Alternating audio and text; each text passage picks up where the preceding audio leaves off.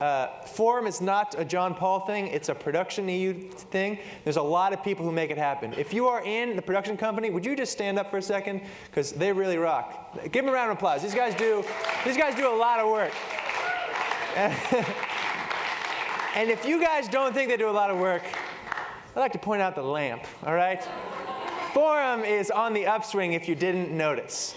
In addition to that, we recently secured the spot in the maroon for the new music calendar.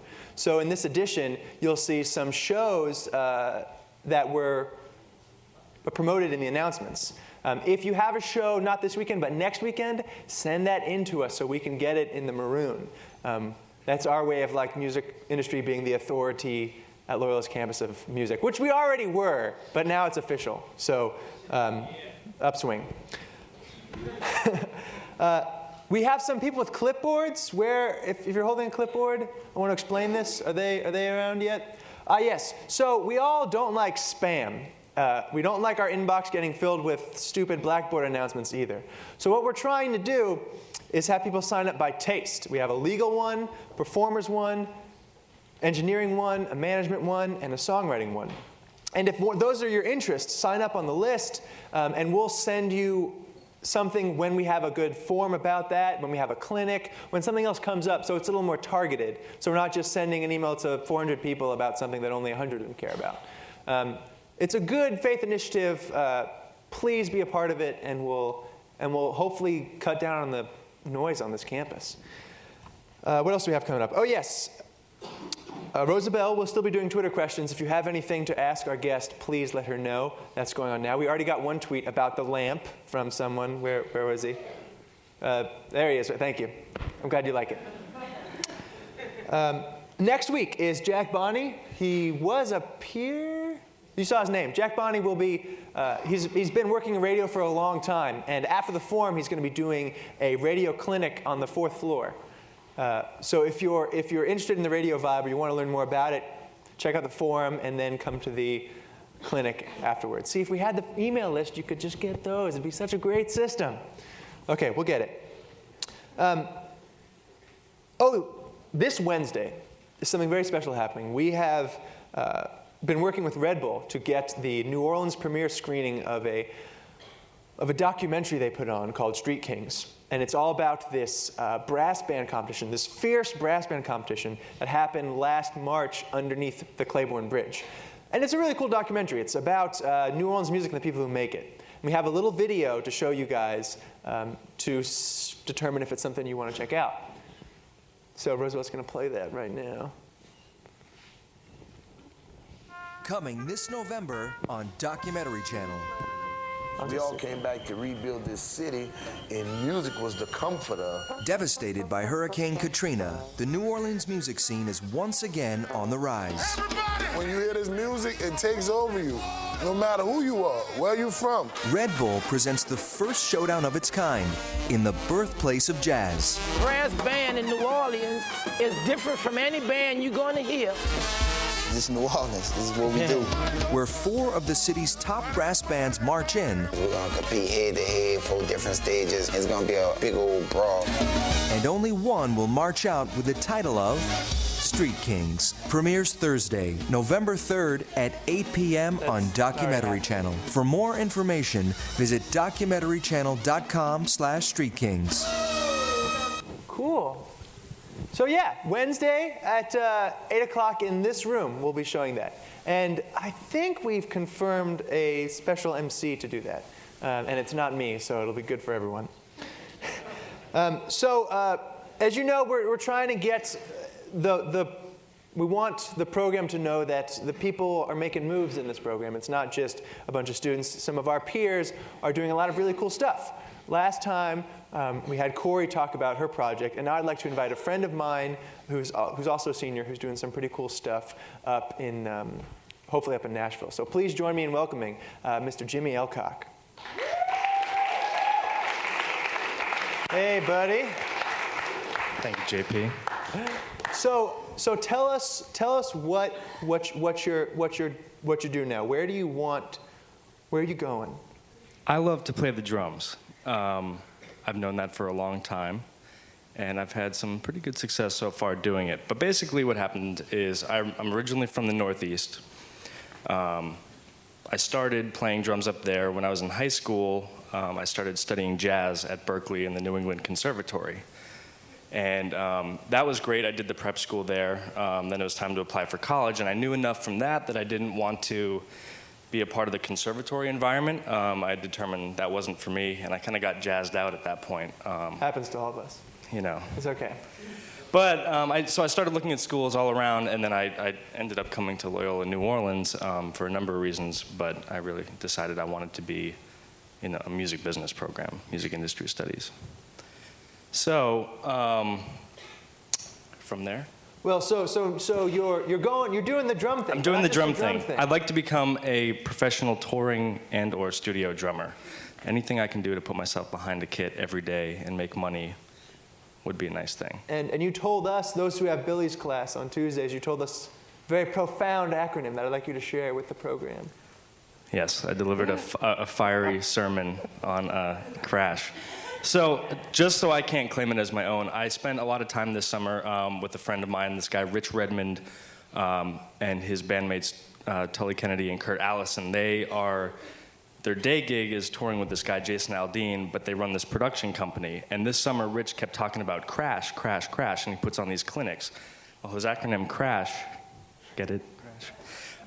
He came up with, and he kind of now does clinics on it, but it's commitment, relationships, attitude, skill, and hunger. And they're really all, I love it. That's essential elements of the music industry. And I'm kind of using Rich's idea, Crash, to project me forward. And I think it's whether you're a drummer, whether you're a manager, whether you are a producer in publishing, anything, it's a really valuable way to kind of promote yourself and attract success to your personality, to what you do. Right on. Jimmy, thanks for talking with us. Thank you. Round of applause for Jimmy, everybody.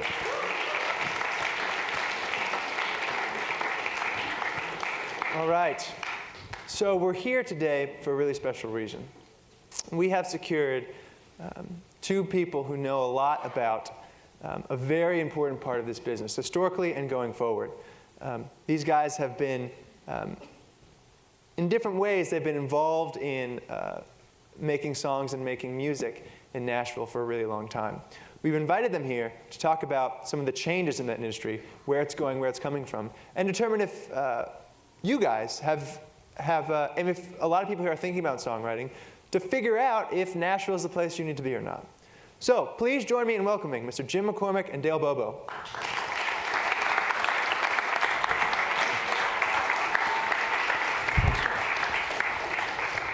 Thank you.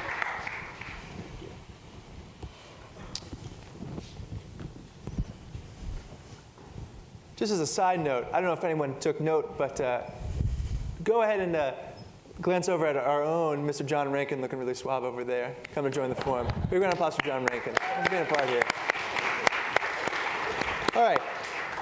So Jim, a lot of us don't really know what it means to be a professional songwriter. Could you maybe walk us through being a staff songwriter? What is that like? Well, I'm a staff songwriter currently for BMG Chrysalis. I have been for Warner Chappell as well, and for a smaller independent company. At its most basic, you are asked as a staff songwriter to turn in a quota of songs per year in exchange for the advantages of that publisher providing you a draw, money to live on, demo expense money, and most of all, the benefit of their staff and their ability to exploit your copyright that you create. It's my job, I guess at its most essential, to turn in that quota of songs. I see. Dale, you've had a lot of experience as a song plugger.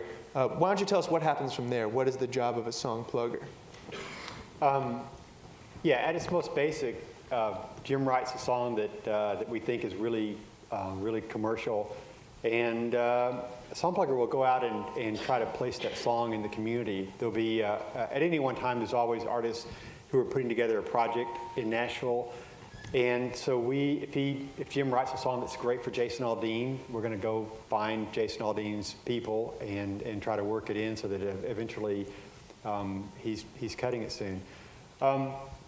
There's a lot of songs that come in, always a lot of artists looking, so a lot of what we do is really try to stay current on what everyone's doing in town, because Jim may write a song and maybe the perfect artist for it is not cutting for a few months, so it's up to us not to forget about that song, obviously. And then hopefully the song does get cut, and then we might lobby that song. We might talk to the record company, talk to the record company's promotion people, and see if we can kind of maneuver that song into consideration for a single. Hopefully you call that, they say, hey, I think it's going to be the first single. But if they don't, then it's good to spend time trying to be talking it up and trying to help affect that decision. Along with that, we may be trying to help Jim make certain co-write connections. There may be a new artist coming up that we think has a lot of promise, and they're looking to do co-writes, and we're going to say, hey, Jim McCormick's a great guy for you. You should get with him. He's very commercial, or he sees your vision. And there's other things. I mean, once it becomes a hit, you want to make sure that it's in print. That for the places that still sell print music, you want to make sure that that there's a sheet available for it. And basically, we're always promoting our songwriters. Everyone who's on our staff, we're promoting our catalogs. If we have a great catalog, maybe the writer's not even with us anymore, we're still promoting the gems out of that catalog. So basically, I guess the song plugger or A&R person or creative person, we're kind of the I guess the product specialist, the sales force for our repertoire. What are some of the characteristics that make living and working in Nashville different from working in other cities? Or what's unique about the Nashville music industry? One really nice thing, not necessarily having to do with the music, although it does kind of play into it, I think, is that we're a real community. In Nashville, most of the music business, most of the writing takes place really on two main streets, 3 streets if you count 18th Avenue, and we tend to live in 2 different parts of town, north of town and south of town. People tend to congregate, so we just run into each other a lot, and that sense of community is really nice. And also, I think, and Jim can talk a lot about this, about the creative process, but the collaborative way of doing things is very strong in Nashville. And not only between writers getting together and working together on one song, but that song will also have probably at least 2 publishers on it. And so, publishing-wise, we collaborate a lot with our competition sometimes to make things happen. And I think that's a lot of our distinctive nature. And plus, there's just the whole emphasis on the kind of song that we make in Nashville. The emphasis on the lyric. Again, I'm kind of getting a little bit into Jim's territory, but the truth, But Jim, did you want to add to that, or? I'll just echo that it's if you've been to Los Angeles and worked in the music business there, or interned there, or in New York. Those are wonderful places to work in this business.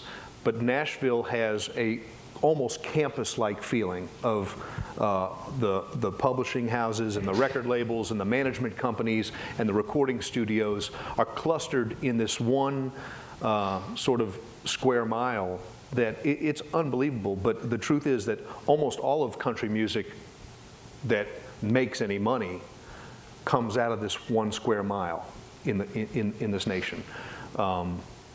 What that means for you as a writer or a musician or an engineer or as a business person is that every day you go to campus and you're running into people whose livelihoods are being made alongside yours, and those are the relationships that you're going to have through your course of your career. You'll see them at breakfast, you'll see them at lunch, you'll see them in the offices, you'll pass them on the street, and it just goes towards building a synergy and a momentum for yourself there. It's exciting. It's exciting to be around. And you can retreat from it anytime you want to. It's not like you have to go down there to work. I work at many of my co-writers' homes or my own home. when I don't feel like going down to that mix. Because it's a little bit of a game face sometimes. You got to have your best foot forward, and sometimes, especially if you're tired or whatever, you don't really feel like putting on the show that much. And so, but it's great. It's an enormously encouraging environment.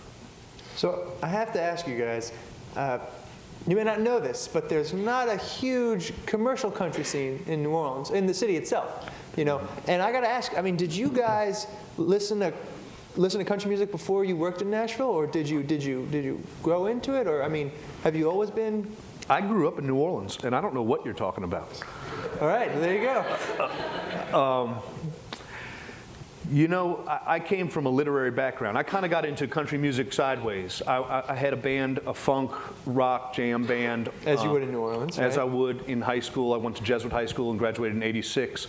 And then I went away to college at another Jesuit institution in D.C. And when I came back, myself and the bandmates from high school who had gone to Tulane, we put our band back together. We got the band back together, man. Yeah. And we did it for 8 years, and we toured and opened up for everybody forever. We had a great time. But, you know, during the course of that, I got a master's in fine arts from the University of New Orleans in creative writing and was teaching English out there for a little bit. And I thought I was going to go into academia. I missed music a lot, and I had a few friends who were in Nashville.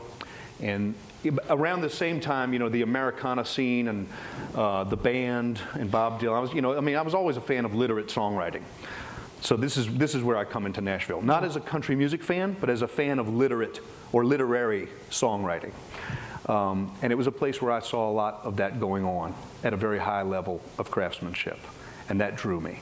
That drew me in. It doesn't mean everything that comes out of there, do I think, deserves that designation. I mean, are these things that is it that literary quality that makes makes a country music different from other styles of music? What's the what are the things that people listen to country listen for? I mean, in this city, at least maybe I'm just speaking for myself, but you know, it's that attitude and it's the live show. You know, that's what drives a lot of the New Orleans market. What's that for the country musician? Well, attitude and a great live show is important in Nashville too. Never hurts. Right? Yeah, absolutely. I think when I think about country music, when I think about the format, I think about the lyric. The lyric really has to hold water in Nashville, and when we say that, it basically means a country music lyric. You know exactly what's going on in that song. You're not going to have two people listening to it drawing wildly different conclusions about what the message is. It's songs about, it's mostly songs about everyday life that's pretty easy to understand. I mean, you look at some of the great country songs of all time. I can't help it if I'm still in love with you. I mean, these are very basic sentiments, and I think a great country song is one that kind of takes you from a beginning of a story to an end of a story.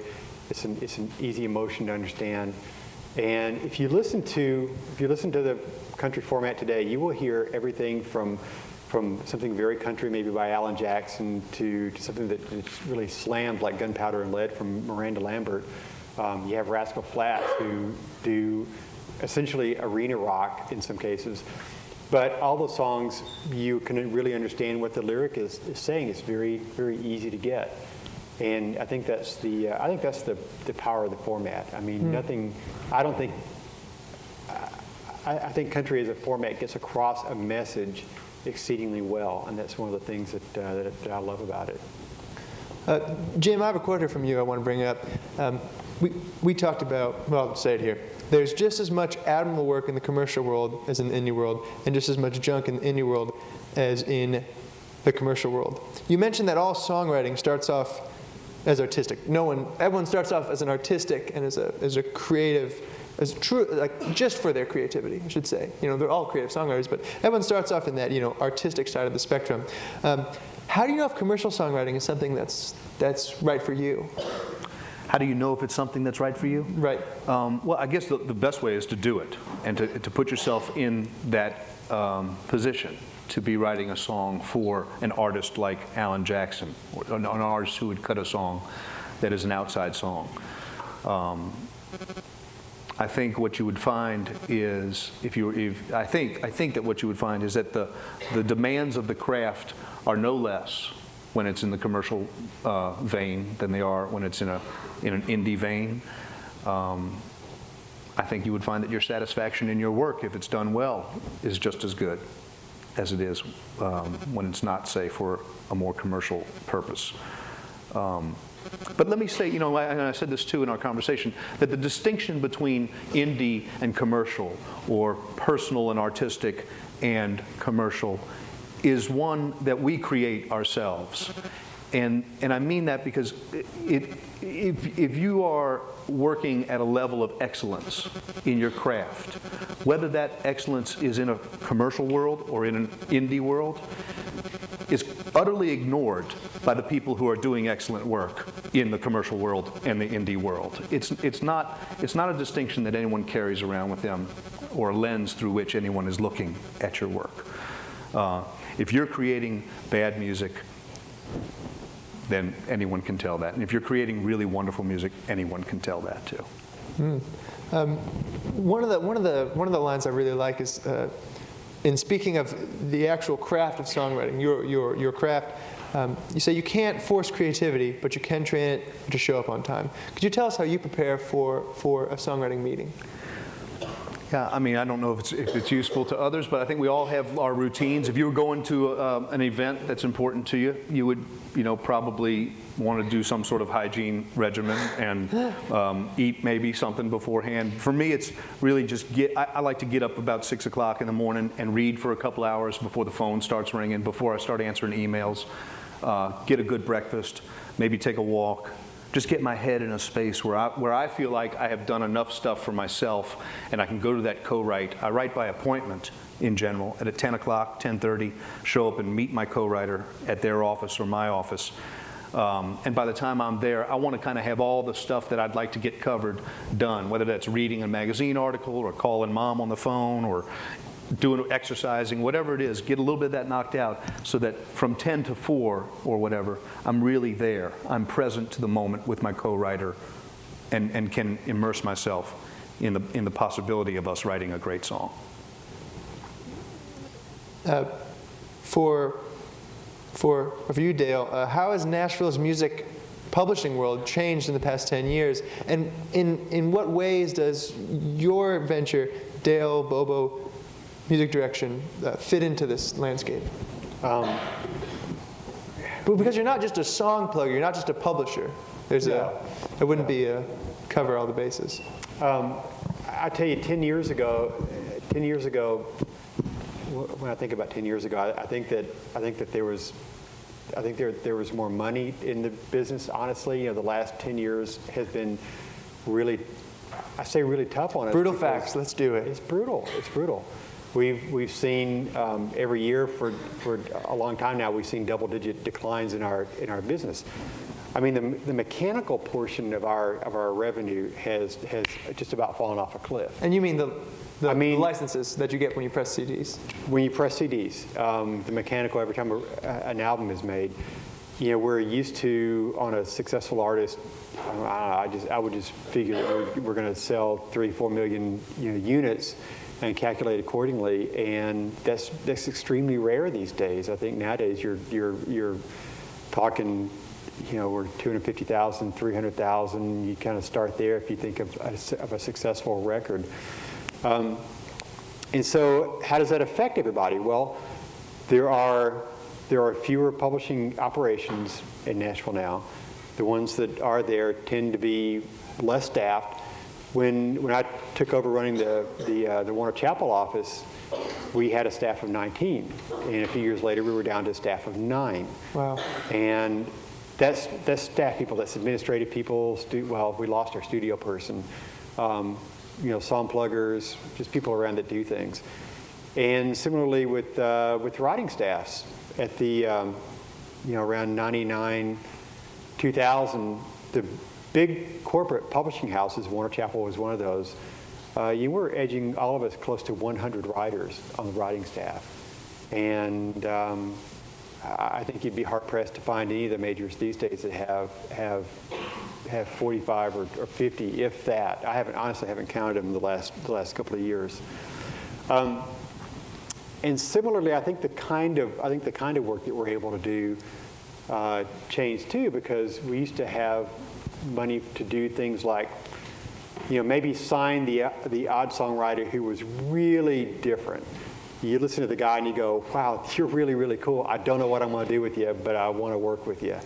And that's becoming very difficult to do now because of the financial pressure. When you make a songwriting deal these days, it may not be as rich, and when you sign the deal, you better hit the ground running fast, because you've basically got to recover a lot of that income, and if you don't, you're going to get a call from an accountant in your home office. So that's basically it. I mean, it's affected us in that way. The thing that I worry about qualitatively is that some of our most amazing music came from people who you signed not because they were riding straight down the middle of the road, but because they were maybe a little bit to the left of right or right. And every once in a while, they would come up with something really kind of fantastically unusual that would be exciting and kind of catch fire. And I worry that happens a little bit less now, just because you're probably not taking those kind of chances like you used to. In my little venture that I'm 8 weeks into a new business, and I'm basically doing writer and producer management. And there have been a couple of guys who've been doing this for just a few years in Nashville.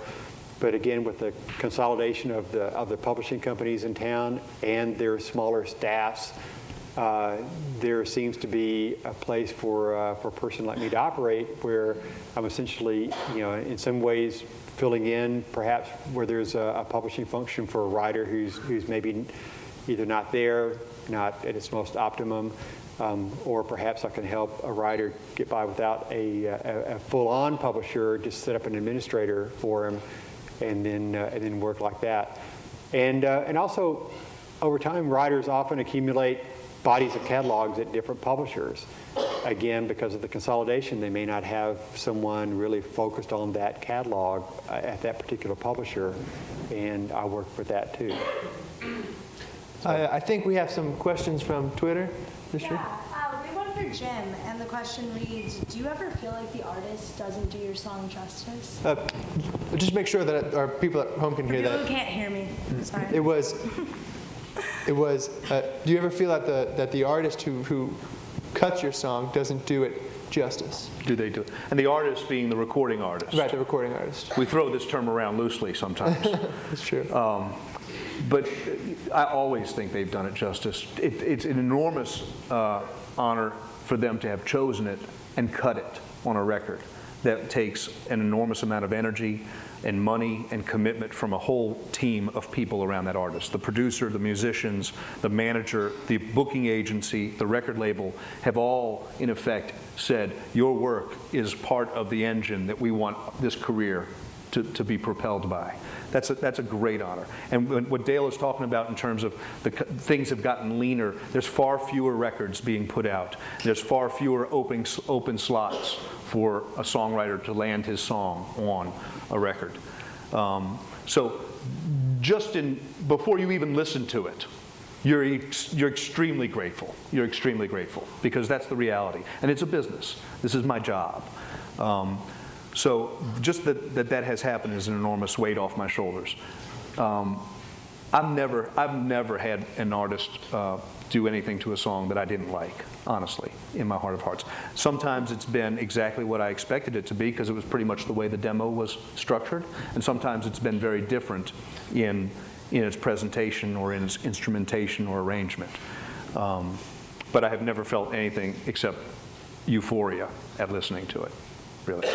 Yeah, we get a thing that happens to us sometimes in the community called demo love, and that's where we love the demo recording so much that sometimes when we hear the actual cut that someone's done, it takes us a little while to kind of get used to it. I mean, I've done that several times where I said, my first reaction is, I like the demo better, but then the cut grows on you. It's just because you've played that demo 1,000 times and you just love it. Now, I'd like to know what makes a good song plugger. I mean, you spoke a little bit about research. It's not just about showing up to a meeting with some songs that your writers did. And you brought up that there are some things that are specifically out. Like there's like trends that happen in the in the publishing world or in the cutting world. Could you talk a little bit about that? Well, I think, a really good song plugger really keeps his pulse on what's going on in the marketplace. I think you have to listen. You have to listen to everything that comes out as much as you can. This is part of the reason I love the new Spotify service. I can instantly just pull up any album I want to. Used to, it was a lot more effort to do that. But you gotta, if you're getting together some ideas for a particular artist, you got to know everything that they've ever recorded before. It pays to talk to their team, to talk to their producer, to their people at the record companies, to find out kind of what they're thinking, where they're thinking the artist needs to go. I just sort of mentally file away a lot of things. Like if someone says, my artist doesn't like to do songs in the third person, or you kind of keep track of maybe which artist is a dad or not a dad. And if they're not a father, do they do songs where they might, be cast as singing about children? You just sort of swirl all this stuff around in your head. It pays to have a very thick skin because, again, we get love for these songs that we've got, and sometimes when you're so worked up that you're going to present this one song to this artist and you're just convinced it's just the perfect thing for them ever, and they go, pass. It just, you sort of got to have a little bit of a thick skin. It's almost, I don't know if the odds are as bad as telemarketing, but you sort of got to get used to the fact that you're going to get said no a lot. But when you get said yes to and it all works out, it's fantastic. It's a great feeling because for me, the first time I ever heard a song that I pitched on the radio, it was just kind of stunning. It was just the most amazing thing ever. So, but yeah, it's like a lot of things in business. You really got to do your research, and you really got to honestly believe too, because you can't show up with a song saying, I kind of think this might work. You got to be sure about it. Well, we sort of spoke on this earlier, but how do you guys balance, that creative energy in writing a good song and the trends that go in and through the charts? What's hot and what's not. Yeah. How do you walk that line? I mean, in the moment of creation, I think you don't have much choice in the matter. I mean, you can kind of aim your ship in the direction that you hope to go that day, but in a co-write, I'm showing up with another person, and we have our own. We're both bringing our baggage to the day, and our unconscious thoughts and our temperaments and whatever's going on in our lives. And they could the pitch sheet could read up tempo. Everybody's looking for up tempos, but my co-writer is going through a divorce or something. We're going to write that song that's coming from a real place. I think you have to. Are you saying that couldn't be an up tempo? That couldn't be an up tempo. I mean, it might be. It might be pushing the boundaries. Yeah. I think. I mean, I try not to bring a sense of the business too far into the creative process. I think you internalize it, and it becomes a part of your unconscious awareness, and then you get into creating that song from a very real human connecting place. See? Yeah, but I will say from my standpoint, which is again a little bit more, I guess a little bit more sales oriented, if you want to call it that. I will meet with A&R people. I'll meet with people, and they'll say, "Wow, I'm like so over this," and they're often talking about the trend of the moment, which right now seems to be let's get a bunch of buddies, go out into the field, party around a hay bale, let's start a bonfire. And that's like the people sort of over that right now. Yeah, it's still succeeding at radio, but nonetheless, I'm having A&R guys who are saying, "Don't bring me one of those songs." Because they're feeling like that's gone on long enough, and it may not be cool by the time my artist gets a song out there. People may be over that. What is that turnaround? How long does it go between where someone's like, this is the kind of song I want, and then it's on the radio? Like, what sort of time do you have to work with for that? Well, that kind of varies a little bit, but basically these things run, I think, in about 3-year cycles. I mean, and I've seen a bunch of them. I've seen the Angels thing where at any one time there were, 7 songs on the country chart that had the word angel in the title or a theme. There was the double wide thing back in 92, 93. How can you forget?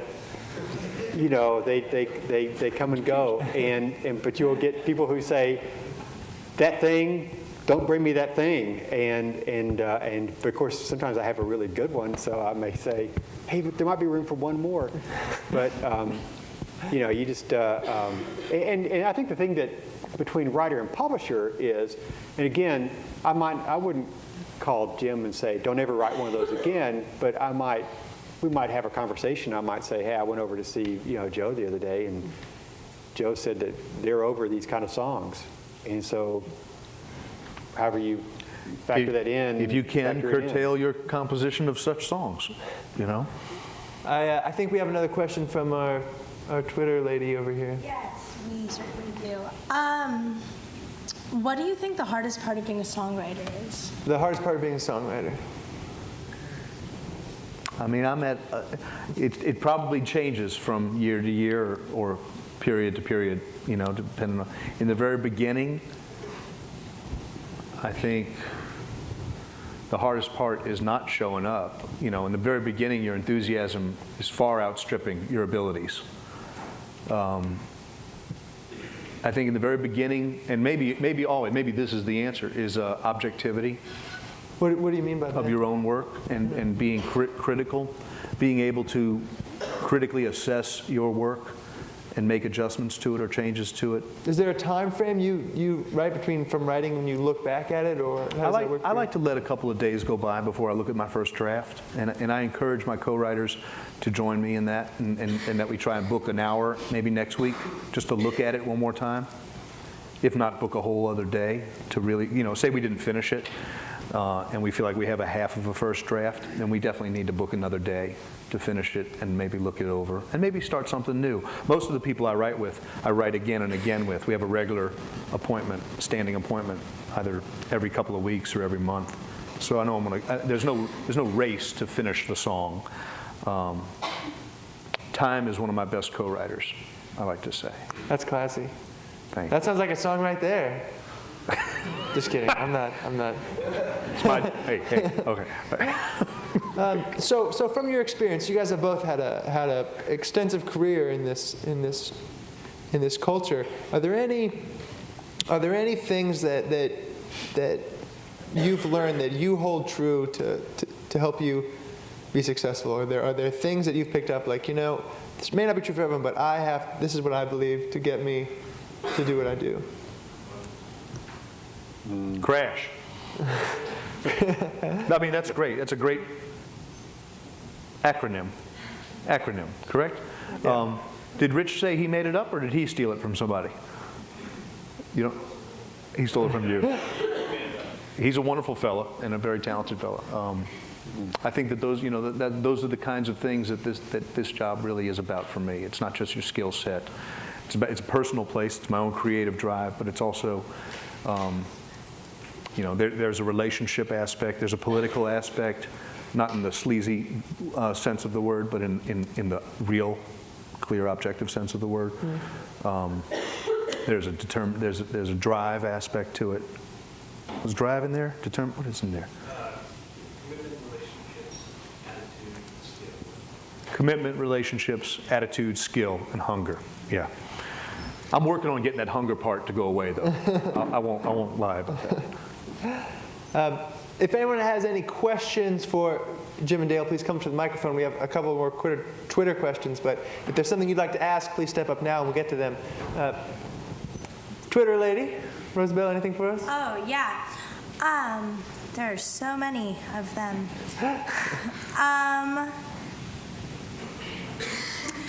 What was your big break? I guess. What? Meeting Dale Bobo. Yeah. Yeah. Meeting Dale Bobo. What was your big break? I think it was meeting Dale Bobo. It was meeting Dale Bobo. Oh, it was. You weren't kidding. No, I'm serious. thank I'm you. serious. In many respects, you get a lot of breaks along the way, you know.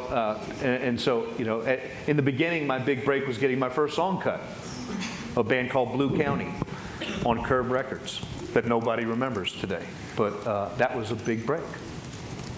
But I think there's, you know, many along the way, and they seem to arrive just in time before despair sets in. We have some questions in the audience. Isabel?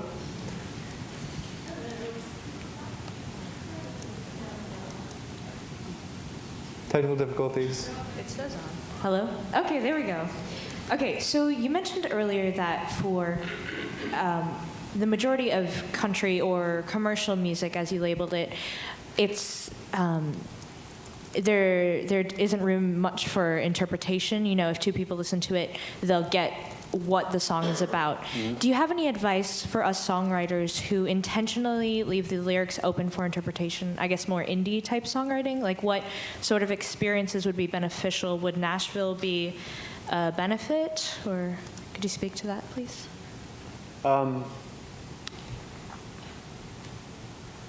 The reliance on the lyric being really clear, I mean, that is a hallmark of commercial country.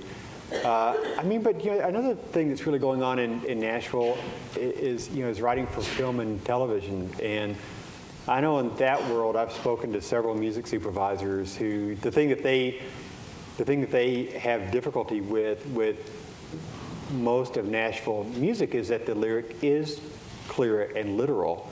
Kind of what they're looking for are the things that sort of evoke a certain emotion that may not be so specific, so that if you put it in a scene, somehow the literal lyric doesn't in some way contradict what's going on in the scene.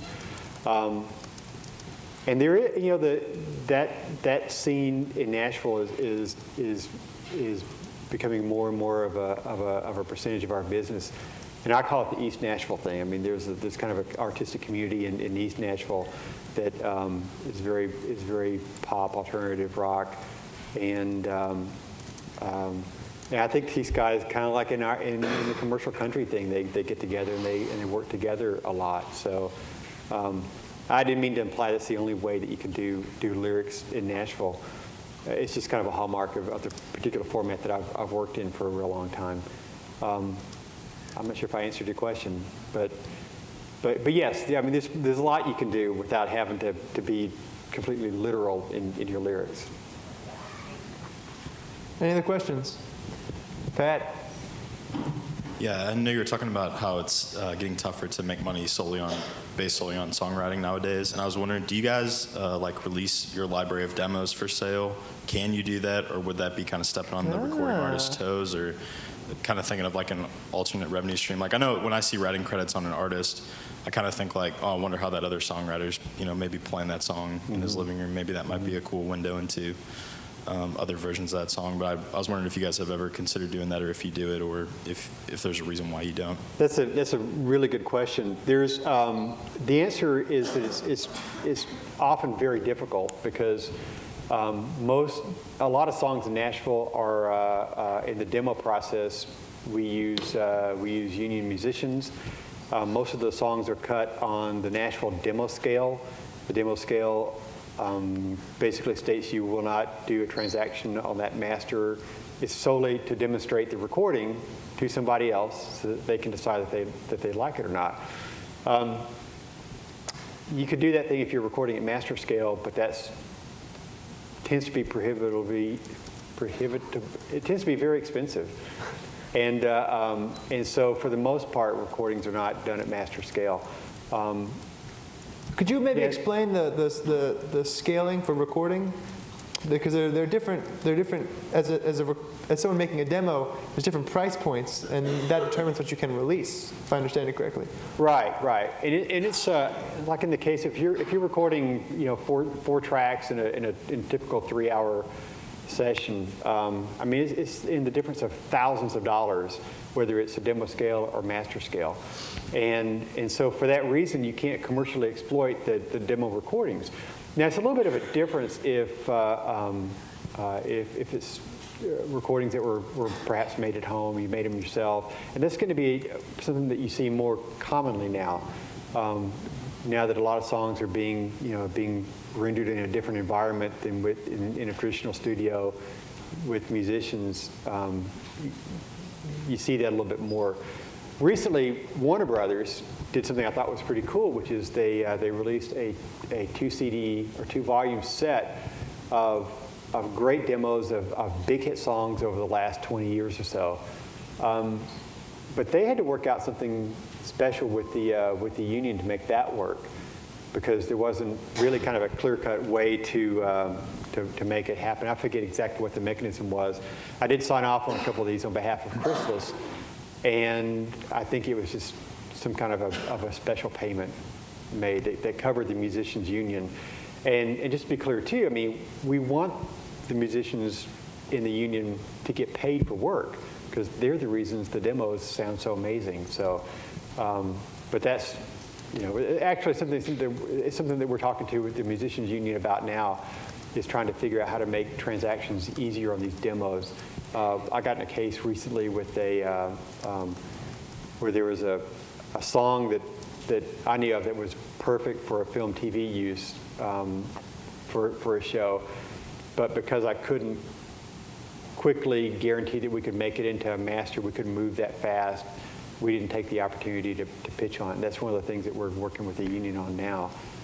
And I guess as a follow-up, do you think that as it gets harder to make a revenue based solely off of songwriting, do you think that like contracts will start to move towards adjusting, just for instances like that you just talked about? Or yeah, I mean, it would be great to maybe write in a certain provision to be able to do that.